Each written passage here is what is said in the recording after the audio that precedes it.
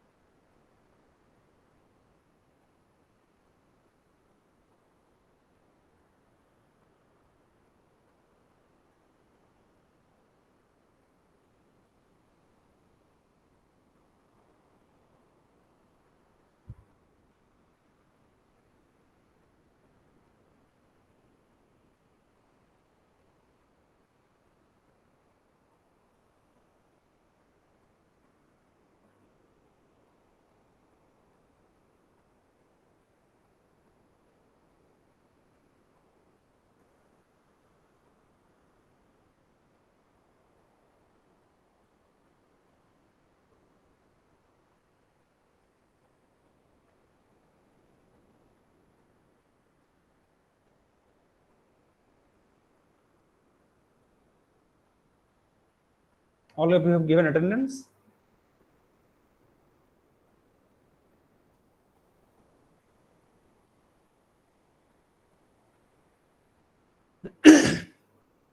Okay, so in this class today, as probably you have seen, we also have one small unit on biopharmaceutical preparation using Ayurveda. Okay, so basically, one important point I need to make you sure that Ayurveda is not anyway our domain of expertise here, because traditional pharmaceutical science and pharmaceutical technology will mostly cover chemical oriented products. But then the purpose of this component in our syllabus was intended for one important reason. Many of the peoples actually work on plant extract, plant based formulations nowadays. And uh, in addition to that, we also had now one unified program, or rather I will say unified portal, where all these bio-based formulations comes together from our ministry level itself.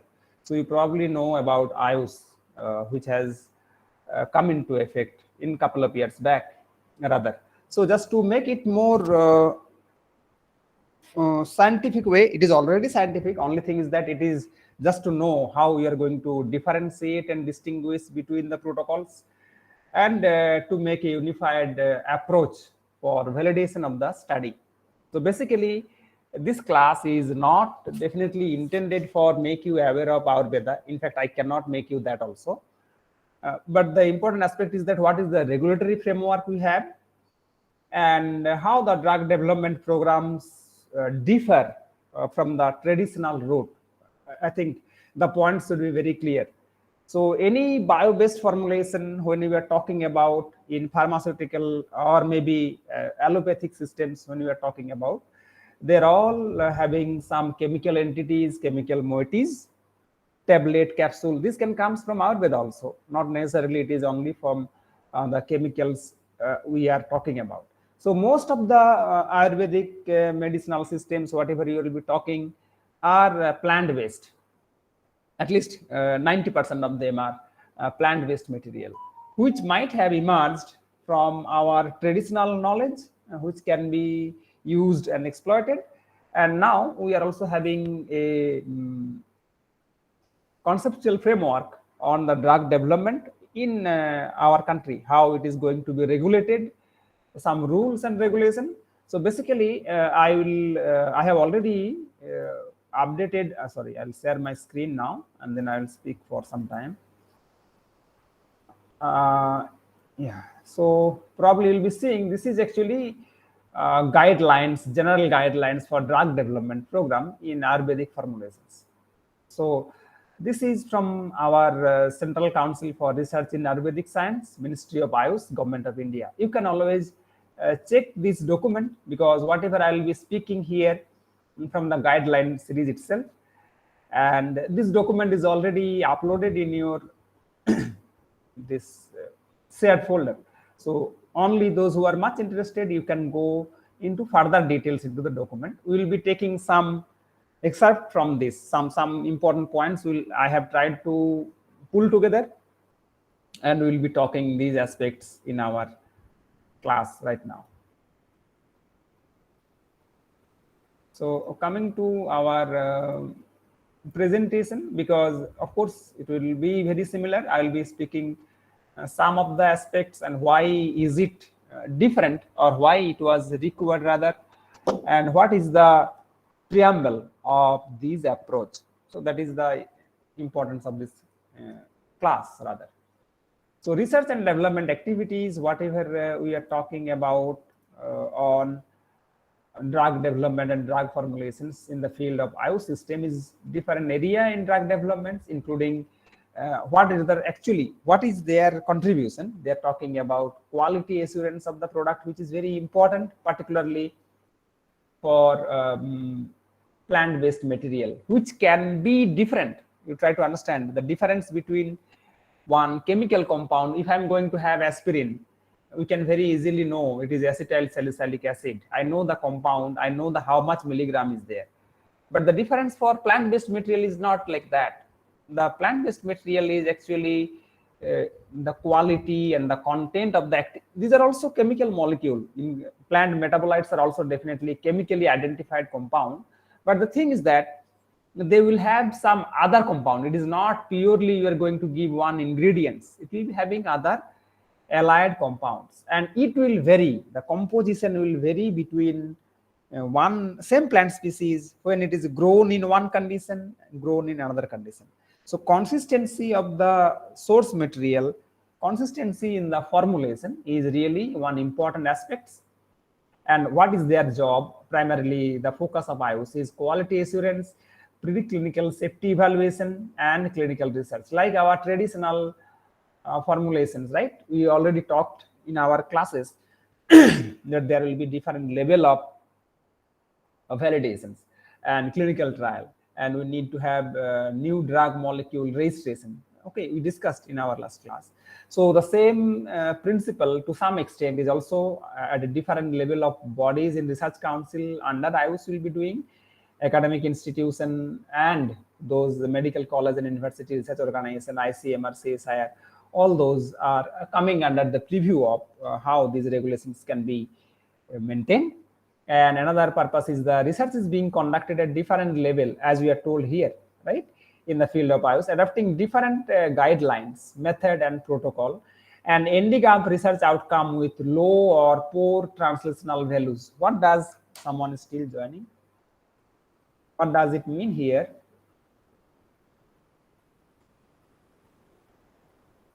I think, okay. What does it mean that in absence of IOS also, the regulatory framework, research was going on, but there was no unified approach, no unified validations. So same plant you are growing, you are not characterizing, you are extracting, and you are validating the pharmacological activity of the formulations. And if I'm doing in a lab A and lab B, a different approach we are following, even if the species level, genus level, the plant may be same, the extract quality can be different, because what are the protocol you are following is mostly remains with you. So this is not undisclosed protocols was there. So that means this one and this one, maybe this formulation is giving good results, and unfortunately this formulation is not giving. So what does it mean? It means there is need to be standardized protocol for everything from formulation to quality assurance and validation. If you, until you are doing it, it will be having very low reproducibility and poor translational values. We cannot translate the product from one to other. Only few of them has actually clinical trial and marketing level. You understand the reason? Because they need to have a standardization approach. And this class will be talking about some of them and what are the compounds mostly used in Ayurveda and how this is going to differ. You need to study some of these aspects on your own interest, and I will be sharing this material for you. Most of the material you will be finding is herbal products, purely herbal products. These plant drugs have different chemical and constituents, which may vary, it is very important, which may vary in same species also of the plant due to This is important. Climatic conditions, when you are growing in one place and you are growing in another place which they are growing, nature and properties of the soil where you are growing, composition may vary, and what fertilizer you are going to use, geographical distribution of that, age of the plant. Of course, geographical distribution does not need that, what is the altitude, which place you are growing, and period of harvesting and storage condition. So even if we do not consider this to be one of the important aspects under consideration when you are going for formulations. Due to this reason, plant drugs differ from that of the conventional drug, and some innovative methods are practiced in quality assessment of the herbal drug. So we need to have a quality assessment and quality assurance rather also in the strategic domain. And just a second, please.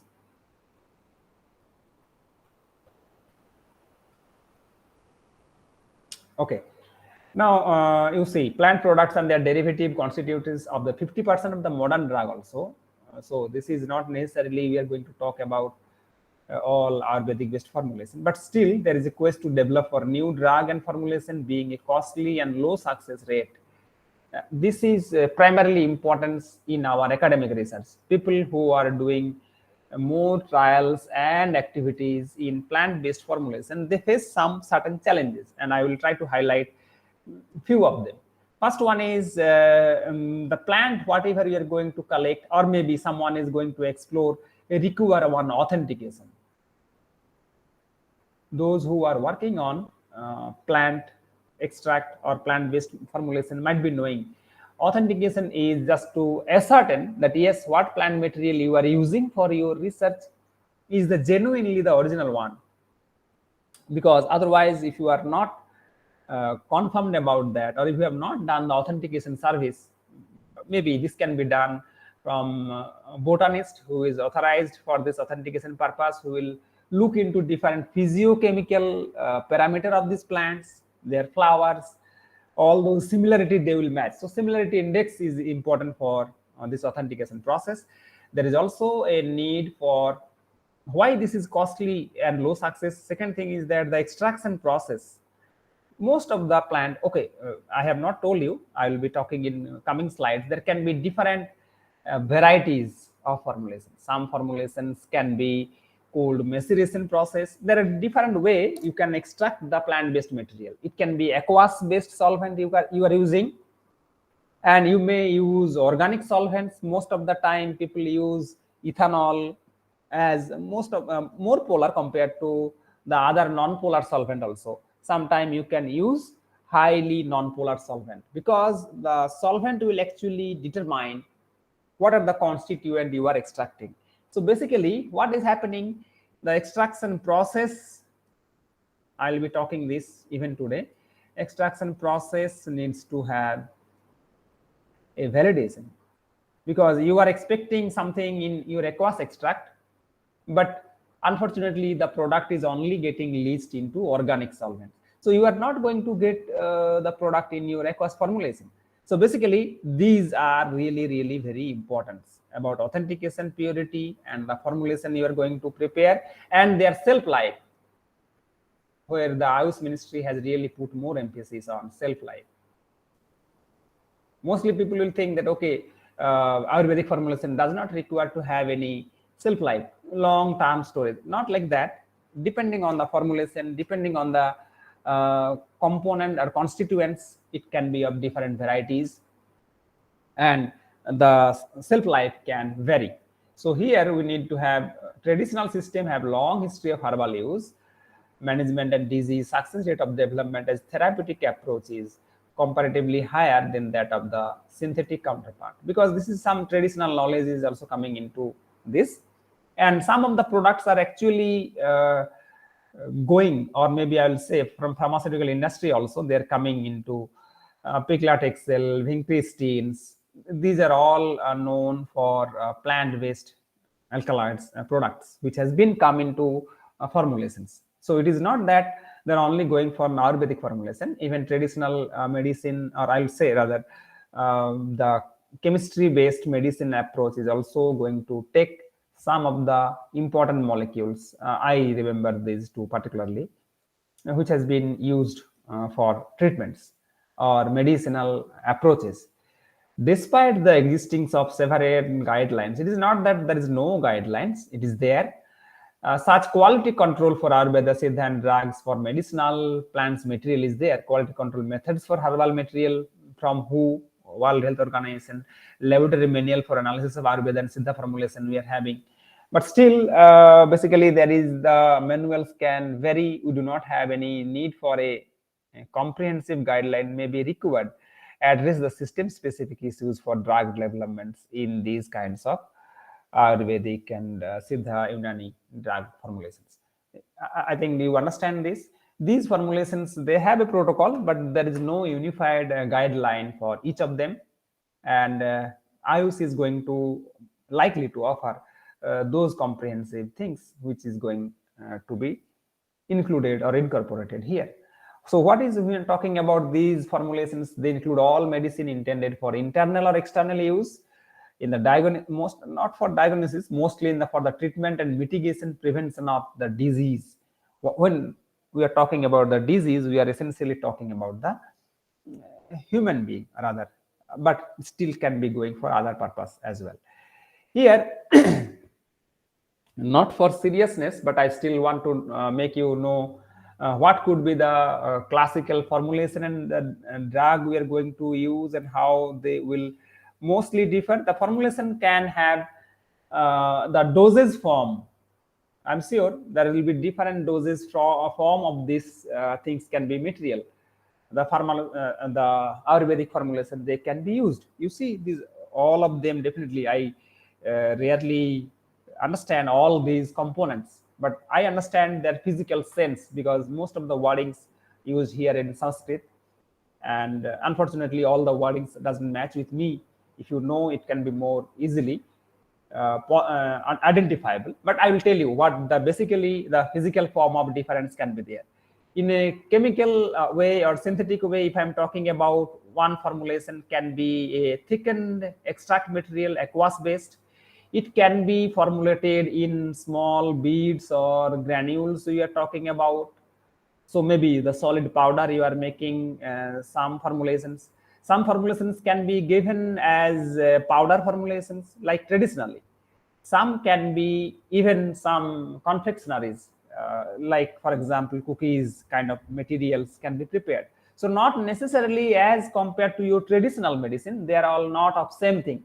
Some can be like elixir. I can compare, I'm using the terminology just to compare these formulations with the traditionally for pharmaceutics, chemistry based pharmaceutics. And what are the classical drugs formulation will be using? Raw or food drugs, extracts can be there. Compound formulations means mixture of more than one compound, mixture of one plant based material can be included. And herbo-mineral components, where herbal and mineral components are added together. Most of the Ayurvedic formulations will have plant-based material. Few of them can have also source from animal, particularly from sea-based sources. Even some algal species can also be included. I mean to say here. In addition, some mineral salts can also be included in these formulations and drug development. Here, these formulations, for example, we are talking about Churnagulu, these are all talking about different physical forms we are talking about. Traditionally, you can map these things with these ones. Like, for example, these formulations, syrups, ointments, capsules, because these are all known to you, granules, confectionaries, dusting powder, tablets, suppositories. These are the most of the proprietary drug formulations which can match, which can go in the line of the formulations being used. And the component, if I say, these data has been taken from this website data itself. So they can have roots, bulb, fruits, seeds. I mean to say different extent and different component of these plant-based material can be separately used, independently used. You can see exudate, extract, flower buds, flower petal, flower, whole flower, fruit exudates, fruit pulp. and go on. So I'm not asking, I'm not expecting that you will understand, you need to memorize or go through each of them. Sometime you can have heartwood extract. Heartwood, these things are also used for plant-based material. Different parts of the plant, they can be used, and they also have their own commonly used reference standard with whom the formulation, the constituents should be compared. So these are the basic ingredients, or I will say the basic components when you are talking about Ayurvedic medicinal plant, which we are going to use, or which is being used rather for this purpose. There should be also one guidelines for good manufacturing practice. The details you can see from the website and the study material we have given. Basically, we need to have as a cultivational program designed to ensure optimal yield in both quality and quantity. So that means we need to have agricultural practice rather, where it can be used, which can be utilized for from conventional method, and the methods which is being adapted in recent times. How can you make a consistency in the product formulation? How can you make consistency in the plant species you are going to use, their growth, and the active ingredients? What is the quality of the ingredient and how much of quantity? So here crop indeed the health purposes when you are going to use. So this demand the herbal drug in increasing world, you need to have safety and quality of the crude extract as well as finished product. So they need to have a GMP, good manufacturing practice, and as well as good agricultural practice, because agriculture is the first starting point, right? Where you are going to get the material, raw material. What could be the strategy? They need to define the source from where you are going to go for agriculture, soil qualities requirement, maybe agronomic input, how when you are cultivating, what should be your intervention, and the time period for extracting the material or harvesting the material, and season. So these all constituents the GAP practices. For each plant, there must be one unified guideline and framework. So here we are actually collecting, yeah, already we are talking about this wide spectrum of cultivation and collection activities, including the site selection, where you are going to do climate and soil consideration, what kind of soil you are going to use, what should be the properties, seed identification, main post-harvest operation, how you are going to take out the active compounds, or rather I will say not active compound, the active part of the plants, how you are going to separate it out, cultivational practices, collection practices, and post-harvest technologies, including how we are going to extract the active pharmaceutical products, or active molecule rather I will say, from the plant-based approach. The typical drug development process in herbal medicine will have few important aspects, and we are going to talk about that. One is the isolation of bioactive ingredients and synthetic modification to it. Many times it can happen. So you are going to get a prodrug from the plant resources, and you are actually modifying it into different form depending on what is your formulation required. What could be the possible modification?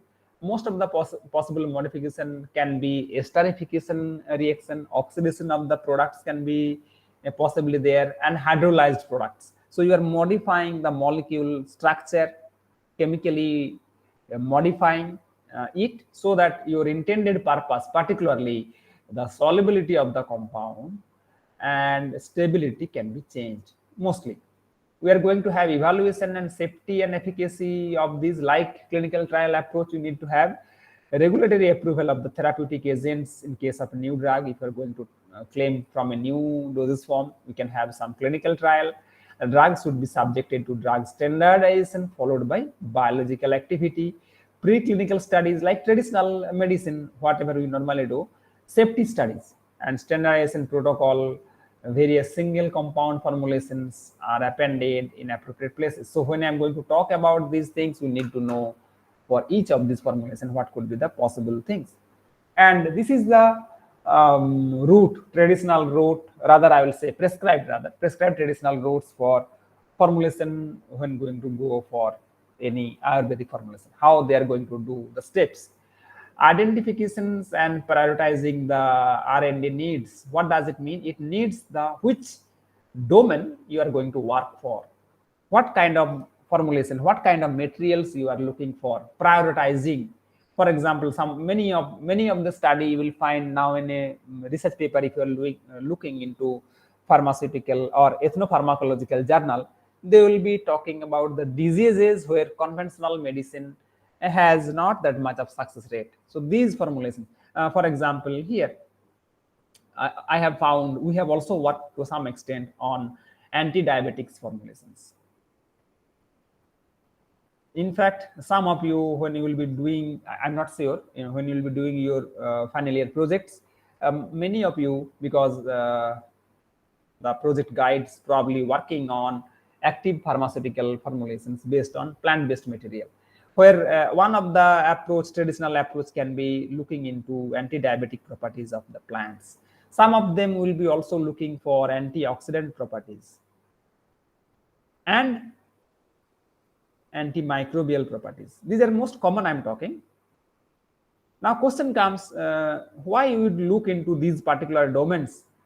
The reason is that, first of all, antimicrobial, if I say, you must be knowing now many of these chemical or synthesized medicine we know has become drug resistant because we are using it over the years, long terms and indiscriminate use. So we need to have some new molecules, new formulations which have less toxic manifestation on the individual, and in the same time they can have the antimicrobial properties. So identifying the need, which domain you will work, is very important. You go for a literature survey that everyone do, and this is also part of this finding a new molecular pharmaceuticals. Formulation of hypothetical rationally. So why you think your drug will work? You got the point? Why you think your formulation should work? Do you have any knowledge, pre-existing knowledge? Okay, or I will say this work as traditional medicine rather. That means something is being used for long term but not scientifically explored. There are many traditional medicine in different population, different subgroup of people use different medicine, different orchids, different plant flowering parts people used, which has less been explored and maybe limited to some local region. You may find, for example, we are doing also working on foxtail orchid, which is abundantly, not I will say, should not say abundantly, but predominantly found in northeastern Himalayan region. Oh, these plant species already have some traditional local people, local tribes used to use them for gastrointestinal problems. They also used sometime as confectionery side foods, not main ingredients, of course, just to flavoring the foods ingredients. That means they have the knowledge that this can be used for consumption of these products is possible, these flowers, foxtail orchid flowers. And we know these medicines has some implications on sugar and sugar based studies, some implications or antioxidant properties. So that means you are linking the knowledge with hypothesis why we should use this particular plant or include this particular plant in this research domain. Now you will look for initiation of drug development, where you need to know the studies and quality assurance. You have to do these quality control. How can you have the precise amount of the compound coming out of that? You have the controlling mechanism of that, this much milligram per liter of these active compounds is required, you can have. And assurance, what activities is ensuring that you will have always that. You need not measure, right? Quality control is to know what is the formulation should have. Assurance means how you are going to implement that. Both the things are required. Preclinical safety, biological activity, stability studies with standardized protocols. Standardized protocol, what does it mean? The protocol which is existing in this IUS, they also have defined protocols. What is the compound you need to look for? What are the biological activity? I'll talk about them very quickly. And developments for integrated protocol for clinical trials. How we are going to include this? How we are going to include how many individual, and how we are going to this formulations to be permitted for clinical trials. These procedures, they need to apply for the IOS ministries for this purpose. and they have to identify some locations, maybe some hospital based treatment process, where they can include and recruit those individuals for clinical trial. And we will also need to follow the clinical trial and getting the outcome, adapting these outcomes and analyzing this. Here, this is also coming into the same purpose, the preparatory phase, when I am going to know relevance of survey and formulation of the drug combination of specific target indicated activities. So if you know appropriate basis for literacy, survey previous clinical data, if you have any other, as I was telling, folklore claims. People sometimes claim that it is good. Of course, many times the scientific evidence may be missing, but still you need to put, people need to put some emphasis on these aspects. Then collection of the raw drugs, considering the current, how you are going to have the traditional approach, good agricultural practice, good field collection practice you should have. And once I am collecting these raw drugs, we can need to have the botanical identification, I told you already, and some chemical studies for ingredients, which can be done by microscopy, microbiology, and some chemical analysis techniques. People already do that, presence of alkaloid, presence of saponin, these chemical based, I mean to say, the colorimetric based laboratory protocols are there. They can also find out, and some classic methodologies existing there. So these things, from initial identification to collecting raw material to botanical identification, then formulation of SOP, standard operating protocols for that, or practice for that. How can we go for standardization and stability studies, considering the classical methods for current available physical, chemical, and biological parameter for standardization. You know what is physical, chemical, and biological parameter. For example, if I'm looking for a plant-based material, we will be looking for into all those biological ingredients, the compounds we are looking for.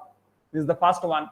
We can also go for microbiological properties. We need for authentication, we have already done. We also need for chemical compositions, what we have.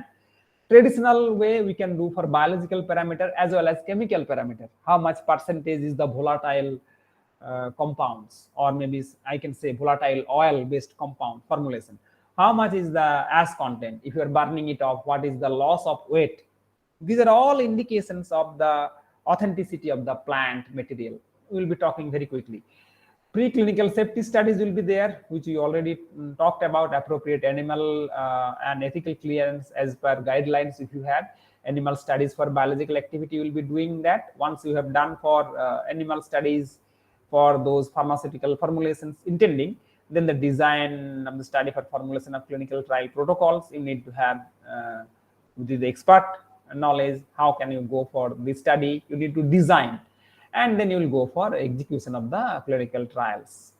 So you need to have maybe in our case institutional regulatory board, okay, or maybe ISC will be giving this registration for that. Clinical trial you will be conducting, trial monitoring, coordination, consolidation of data, and you will go for publications. So once this whole aspect has been done, you can summarize the outcome and you can publish, and then you can approach for approval of your formulations when you are going for these methods. Now this section we are going to talk about the standardization of the raw drug. What are the traditional way we normally do for standardization? First one is authentications. So starting new raw material preparation of the medicaments should be authenticated on the basis of botanical characteristics.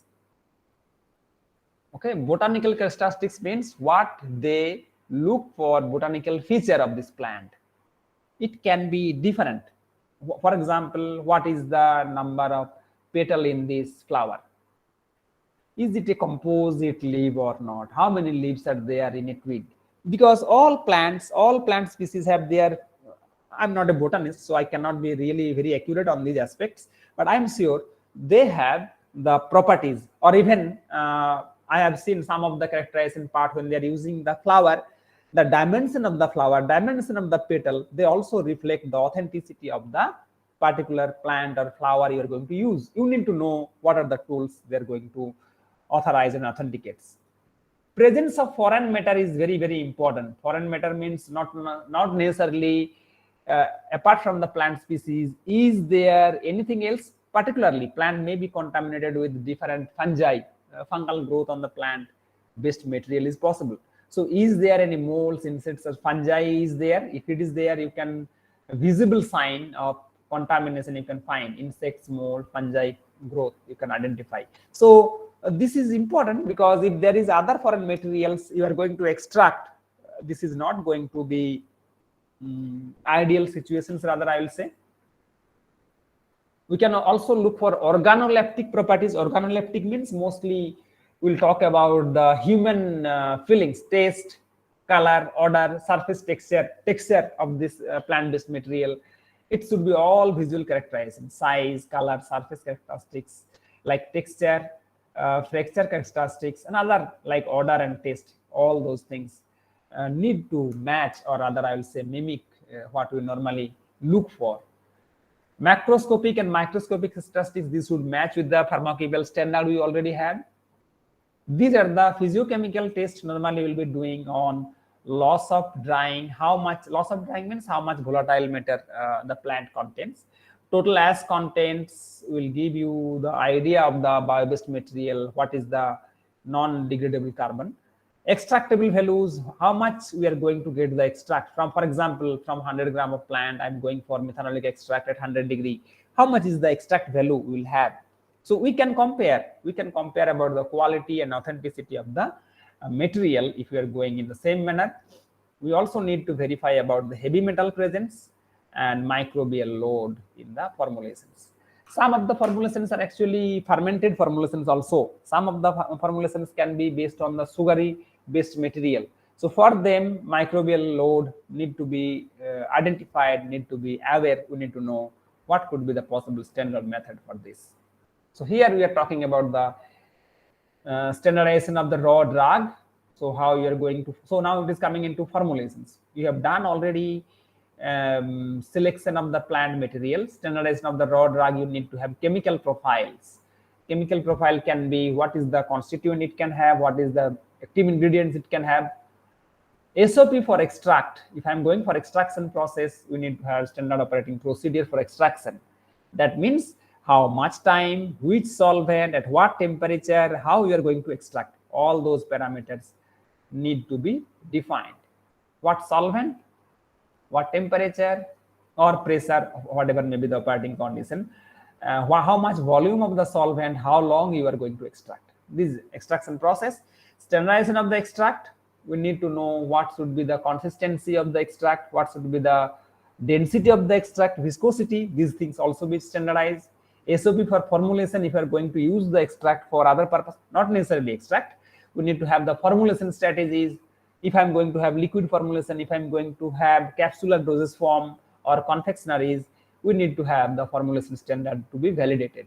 Standardization of the formulation of the finished product and shelf life studies. It is very, very important. Shelf life study, some formulation can go for years. Some formulation can more than 3 to 6 year time period is possible in some of the Ayurvedic formulations. Some can be less than that, depending on what kind of compound. If it is morely volatile compounds, the doses will change. We can have less time for expiry.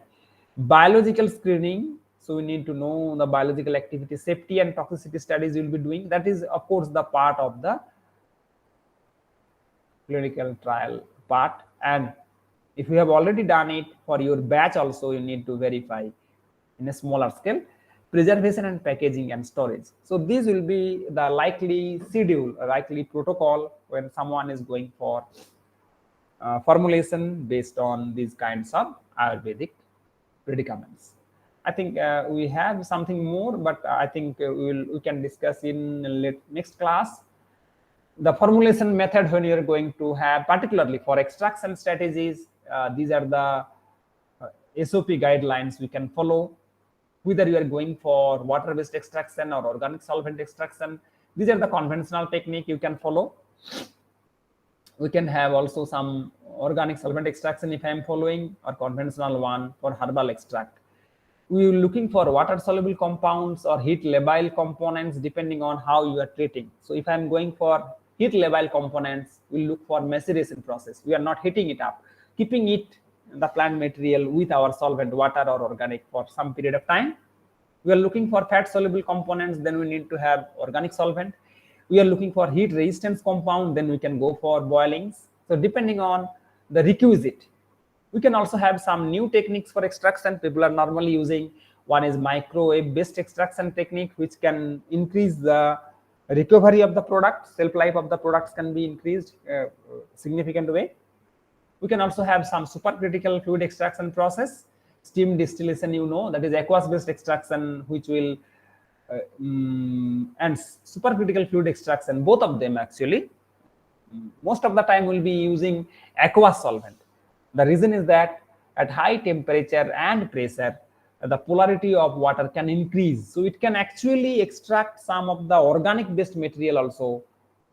I mean to say hydrophobic compounds can also be to some extent recovered. So this is one of the method. Some enzymatic method of extraction. Enzymatic method will be actually disintegrating the plant based material, and this can be also one of the useful approach which are being considered for extraction process. These are all extraction route map rather. So these are the following approaches we can also took into consideration when someone is developing for herbal based or Ayurvedic formulation. So I think I will close this discussion right now. And what is the summary? What you are expecting from you?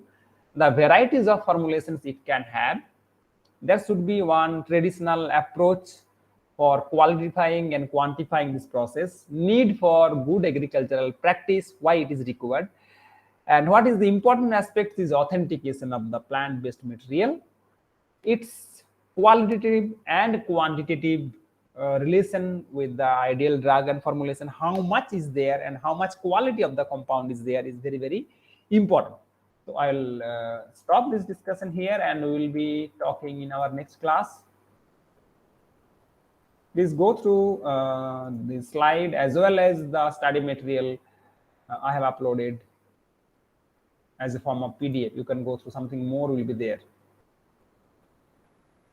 I think I can stop this recording right now and